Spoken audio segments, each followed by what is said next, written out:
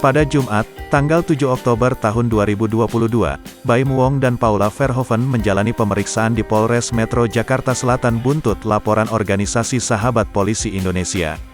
Sahabat Polisi Indonesia melaporkan Baim Wong dan Paula Verhoeven atas video prank laporan kekerasan dalam rumah tangga, KDRT, ke Polsek Kebayoran Lama. Selesai menjalani pemeriksaan, Baim Wong dan Paula Verhoeven mengaku sama sekali tidak berniat untuk merendahkan institusi kepolisian.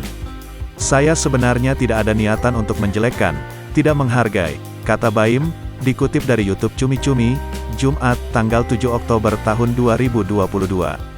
"Apalagi merendahkan institusi kepolisian," sambungnya.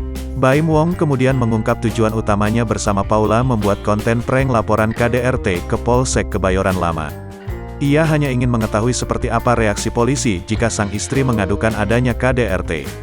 "Yang sebenarnya malah kebalikan. Kenapa saya lakuin?" terang Baim Wong. "Saya mau tahu reaksi kepolisian seperti apa ketika memang Paula melaporkan konteks yang kita pun salah kenapa memakai konteks itu," lanjutnya. Setelah Paula Verhoeven mengadu, reaksi kepolisian ternyata sangat baik karena berniat mendamaikan. Sikap positif itu yang sejatinya ingin ditunjukkan oleh Baim Wong. Dan ternyata jawaban polisinya itu sangat bagus. Dia tidak menjadikan bahan viral ketika Paula ada pengaduan, jelas Baim. Malah dia bilang lebih baik didamaikan takut menjadi viral, tambahnya. Selain itu, Baim Wong juga berniat menjadikan kontennya sebagai edukasi dan pembuktian bahwa pelayanan kepolisian terhadap aduan masyarakat sangat baik.